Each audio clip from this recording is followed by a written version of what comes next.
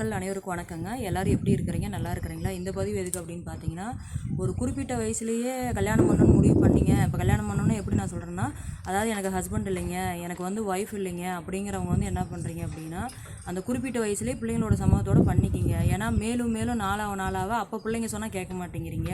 அதுக்கப்புறம் எனக்கு பண்ணி கொடு, எனக்கு வரன் இருந்தால் பரவாயில்லைங்கிறீங்க. அதுக்கப்புறம் காலமும் நேரமும் ஓடிடுது. அதுக்கப்புறம் என்ன பண்ணி என்ன பிரயோஜனம்? இன்றைக்கி பார்த்தீங்கன்னா, அந்த தென்காசி மாவட்டத்தில் இருக்க அந்த அன்பு நண்பர் பொழுதுனிக்கு ஃபோன் பண்ணுறாரு. ஃபோன் பண்ணி வரன் இருக்கானா அவருக்கு பார்த்தீங்கன்னா ஒரு 68 வயசுக்கு மேலே ஆயிடுச்சு. அவங்க பிள்ளைங்களே முன்னாடியே கல்யாணம் பண்ண சொல்லி தான் சொல்லியிருக்காங்க. ஆனால் அவர் கேட்கல. அன்றைக்கி பிள்ளைங்க பார்ப்பாங்க, நம்மளை எல்லாரும் பார்ப்பாங்க பிடிப்பாங்கிறதுல அவர் விட்டுட்டார். இன்றைக்கி எனக்கு ரெடி பண்ணி கொடுங்க அப்படின்னா அந்த ரேஞ்சுக்கு அவர் கேட்குறது என்னென்னா 35 வயசில் கேட்குறாரு. 35 வயசில் யாருங்க ஒத்துக்குவாங்க? ஆனால் சொத்துக்கள் இருக்குது, ப்ராப்பர்ட்டி இருக்குது.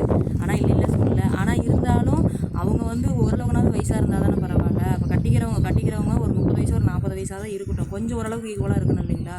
அவருக்கு எல்லாமே காலமும் நேரமும் தாண்டி போய் எனக்கு ரெடி பண்ணி கொடுங்கன்னு நிற்கிறாரு. என்ன தான் பண்ணுறேனே ஒன்றும் புரியல. அதனால் கால நேரத்தோடு உங்களுக்கு எதாவது கல்யாணம் பண்ணிக்கணும்னு ஒரு விருப்பம் இருந்தது அப்படின்னா தயவு செஞ்சு தெரியப்படுத்தி நீங்கள் ஒரு கால நேரத்தில் அந்த வயசுக்குள்ளேயே பண்ணிடுங்க. ஏன்னா பிள்ளைங்களோட சம்மதத்தோடையோ எல்லாத்தோட சம்மதத்தோடும் பண்ணுங்கள். ஒரு குறிப்பிட்ட வயசு வரைக்கும் தான் பிள்ளைங்க நம்மளை பார்ப்பாங்க. அதுக்கு மேலே அவங்களுக்குன்னு கடமை இருக்குது, பிரச்சனைகள் இருக்குது. அப்புறம் இருக்கிறப்ப நாளைக்கு நம்மளை பார்க்கல செய்யலை அப்படிங்கிறதெல்லாம் தேவையில்லாத வேலை என்னையை பொறுத்த வரைக்குமே. அதனால் தயவு செஞ்சு மக்களே, உங்களுக்கு பண்ணிக்கணும்னு என்ன இருந்ததுன்னா நம்ம பிள்ளைங்களோட சம்மதத்தோடு தாராளமாக பண்ணி அவங்கவுங்க, ஏன்னா இப்போ பெண்களும் சரி ஆண்களும் சரி அவங்கவுங்களுக்குன்னு ஒரு லைஃப் வேணும். ஏன்னா லைஃப் இருந்தால் மட்டும்தான் நம்ம யாரையும் தொந்தரவு பண்ணுற சூழ்நிலையில் இன்றைக்கி சுச்சுவேஷனில் இல்லை.